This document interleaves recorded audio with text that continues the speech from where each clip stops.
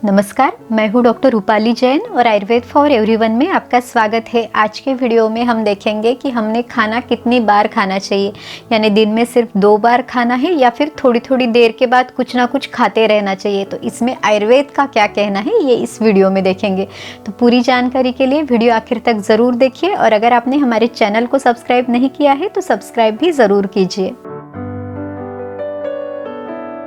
देखिए, आजकल लोग अलग अलग डाइट प्लान्स को फॉलो कर रहे हैं और डाइट प्लान देते समय उन्हें कुछ नियम या टाइमिंग्स भी बताए जाते हैं। तो काफ़ी बार बताया जाता है कि आपने दिन में सिर्फ 2 बार खाना खाना है, बाकी कुछ भी नहीं खाना है। या कभी ये बताया जाता है कि आपने थोड़ी थोड़ी देर बाद कुछ ना कुछ खाना है, इससे आपका जो मेटाबॉलिज्म है वो अच्छा रहेगा।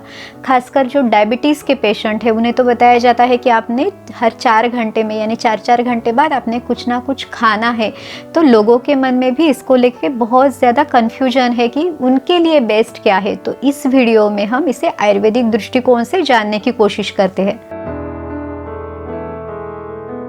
देखिए, आयुर्वेद के जो मूलभूत सिद्धांत है यानी जो बेसिक प्रिंसिपल्स है, तो इसमें दोष, धातु, मल, अग्नि, व्यक्ति की प्रकृति, इन सबको बहुत ज़्यादा महत्व दिया हुआ है। यानी उन्होंने बताया है कि अगर शरीर में दोष, धातु, मल, अग्नि, इनकी अगर समावस्था यानी अगर इनका बैलेंस बना रहे तो ही व्यक्ति स्वस्थ रह सकता है। और हर व्यक्ति की प्रकृति भी अलग है। प्रकृति यानी स्वभाव, सहज भाव, और ये व्यक्ति की यानी उसकी गर्भावस्था से ही उसकी प्रकृति कौन सी रहेगी इसकी निश्चित होती है। तो हम अपनी प्रकृति को नहीं बदल सकते। और प्रकृति में भी शारीर प्रकृति और मानस प्रकृति अलग अलग है। शारीर प्रकृति में भी जो दोष प्रकृति है यानी वात, पित्त, कफ, इन तीनों दोषों में से आपके शरीर में कौन सा एक या 2 दोष डोमिनेंट है, इसके आधार पे आपकी प्रकृति बनती है। और आपकी प्रकृति के हिसाब से आपका जो अग्नि है यानी आपका जो जठराग्नि है वो भी अलग अलग यानी रहता है। और इसमें भी आयुर्वेद में जो अग्नि है इसका बहुत ज़्यादा महत्व दिया हुआ है। यहाँ तक कहा गया है कि शांते अग्नो म्रियते, यानी ये अग्नि अगर शांत हो जाए तो मनुष्य की मृत्यु हो जाती है। इतना ज़्यादा महत्व इस अग्नि को दिया हुआ है। अब देखिए, एक घर में अगर 4 या 5 लोग रहते हैं तो उसमें से भी हर एक व्यक्ति की प्रकृति अलग अलग हो सकती है। अब किसी की अगर वात प्रकृति है यानी उनके शरीर में वात दोष अगर डोमिनेंट है तो उनका विषम अग्नि रहेगा। विषम अग्नि यानी इनको कभी भूख लगेगी, कभी नहीं लगेगी। कभी तो बहुत ज़्यादा खाने का मन होगा, लेकिन कभी कभी जो खाया है वो एक तो पचेगा भी नहीं या दूसरा कुछ खाने का मन भी नहीं होगा। तो इस तरह से विषमता इसमें रहेगी। जो दूसरे है कि अगर किसी में पित्त का अगर डोमिनेंस है तो उनकी जो है वो तीक्ष्ण अग्नि रहेगी। तो इनको भूख बहुत ज़्यादा लगेगी, इन्होंने कुछ खा भी लिया तो जल्दी से उसका पचन कर लेंगे और फिर से कुछ खाने के लिए मांगेंगे। जो कफ प्रकृति वाले हैं उनका मंद अग्नि है यानी उनका जो डाइजेशन है वो वैसे ही स्लो रहेगा, इनको ज़्यादा भूख नहीं लगेगी, खाया हुआ पचने में भी टाइम लगेगा। तो इन्होंने जो 2 बार इन्होंने जो खाना खाया है तो वही इनके लिए काफ़ी रहेगा। अब देखिए, इस तरह के कफ प्रकृति वाले व्यक्ति को अगर आप बार बार कुछ खाने के लिए देते हैं तो वो नहीं पचा पाएंगे। और अगर इन्होंने फिर भी अगर ये खाना खाया तो फिर इनके शरीर में ये जो अनडाइजेस्टेड फूड है जिसे आमदोष कहा जाता है तो वो बन सकता है। और दूसरी ओर अगर कोई पित्त प्रकृति वाला है वो अगर खाली पेट रहता है यानी उसे भूख लगी है फिर भी वो खाना नहीं खाता तो भी उसे तकलीफ हो सकती है। तो इस तरह से आपने खाना कितना खाना है और कितनी बार खाना है यह आपके अग्नि पर डिपेंड है। और इसके साथ ही आप उसे कितने अच्छे से पचा पाते हैं इस पर भी डिपेंड है। अब ये कैसे पता चले कि खाने का पचन अच्छा हुआ है? तो देखिए, सुबह आपने जो मल प्रवृत्ति है, जो मोशन है, वो आपकी क्लियर होनी चाहिए। पेट में एकदम हल्कापन, शरीर में एकदम हल्कापन लगना चाहिए। खाना खाने का मन होना चाहिए, जो भूख है वो खुलनी चाहिए। तो इस तरह से आप ये समझ सकते हैं कि जो भी खाना आपने खाया है वो अच्छी तरह पच गया है। उम्र के अनुसार भी अग्नि का जो बल है वो अलग अलग हो सकता है। जैसे बाल्यावस्था है यानी बचपन का जो समय है तो वो कफ प्रधान अवस्था है, इसमें कफ दोष डोमिनेंट रहता है। जो युवावस्था है यानी यंग एज है, इसमें पित्त ज़्यादा रहता है। और जो वृद्धावस्था है यानी ओल्ड एज जो है तो इसमें वात की अधिकता रहती है। तो इसका असर भी आपके अग्नि पे हो सकता है। तो खाना खाते समय इन चीज़ों के बारे में भी ध्यान रखना ज़रूरी है।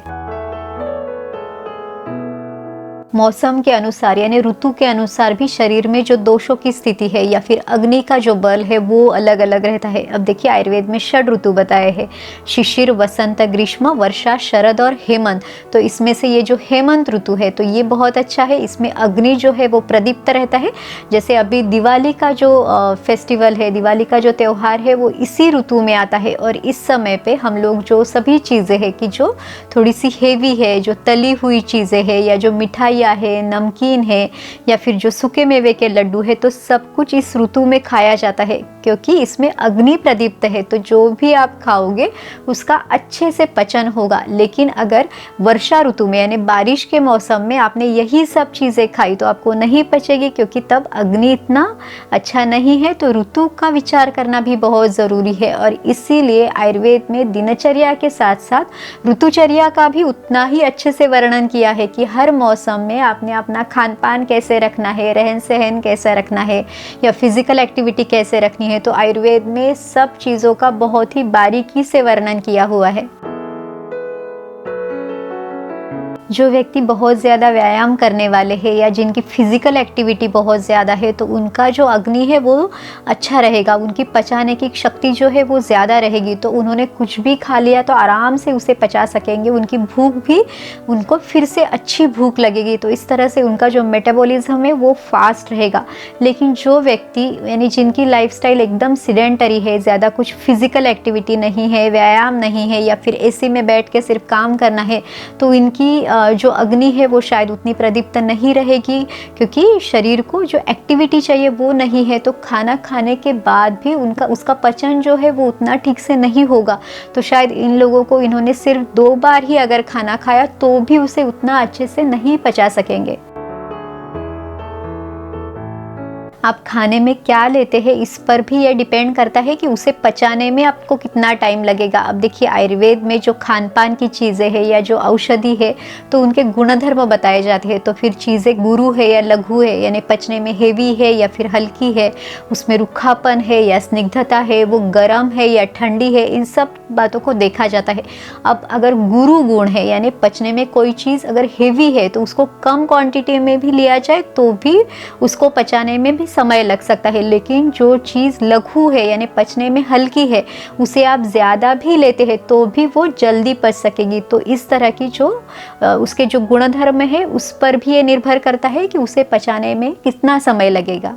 अगर किसी को डायबिटीज़ है और अगर उन्होंने 4-4 घंटे में कुछ ना कुछ अगर वो लेते गए और वो भी अगर पचने में हेवी है तो पहले का पचे बिना ही दूसरा जो अन्न है वो अंदर आ जाएगा। तो इस तरह से पहले खाए हुए आहार का भी पचन नहीं होगा और इस तरह शरीर में जो अनडाइजेस्टेड फूड है जो चर्बी के रूप में जमेगा और फिर इनमें जो वेट गेन है या फिर मोटापा है, ओबेसिटी है वो दिखेगी और इससे फिर से उनका जो डायबिटीज़ है वो भी बढ़ सकता है।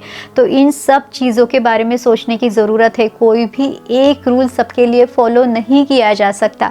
अब देखिए तो इसमें भी कैसा है कि अगर आपको अगर एक थंब रूल अगर फॉलो करना है तो दिन में 2 समय आप अच्छे से यानी फिक्स कर सकते हैं। जैसे सुबह खाने का जो समय है, लंच का जो समय है और डिनर का समय है। जैसे आपने सुबह 11 साढ़े 11 बजे आपको बहुत खुल के भूख लगती है तो वो आपका सुबह खाने का समय आप कर सकते हैं और शाम को जो है जैसे मैक्सिमम 7 या 7:30 बजे आप आपके जो डिनर है वो आप उस समय पे ले सकते हैं। शाम का खाना हमने जल्दी लेना है। आयुर्वेद में जो सूर्यास्त का समय है उसके पहले पहले आपका खाना हो जाना चाहिए, मैक्सिमम हो सके तो 7 या 7:30 बजे तक। और फिर बीच में जैसे 2 खाने के बीच में या सुबह भी अगर आपको भूख लगती है तो उस समय पे आप हल्का कुछ ले सकते हैं। लेकिन सिर्फ ये देखना है कि जो भी खाना आप ले रहे हैं वो आप अच्छे से उसको पचा सके, आपका जो अग्नि है वो उसे आराम से उसका पचन कर सके। तो इसे ज़रूर देखना है। और उसके साथ ही जो खाना आप ले रहे हैं वो ट्रेडिशनल हो यानी जो आपका पारंपरिक आहार हो वो आपने लेना है। आप जहाँ रहते हैं वहाँ के अनुसार पूरा जो प्रॉपर खाना है वो आपने लेना है। तो इस तरह से आपने खाना कितनी बार खाना चाहिए ये आपके अग्नि पे, यानी आपके पचाने वाले अग्नि पे, या फिर आपकी उम्र है, आपकी प्रकृति है, ऋतु है, शारीरिक स्थिति कैसी है, इन सब बातों पर ये डिपेंड करता है। कोई भी एक नियम सबके लिए नहीं हो सकता, तो आप भी इन बातों को ध्यान में ज़रूर रखें। और अगर आपको ये वीडियो अच्छा लगा तो लाइक, शेयर और सब्सक्राइब कीजिए। फिर मिलेंगे अगले वीडियो में। आयुर्वेद को अपनाइए, स्वस्थ रहिए। नमस्कार।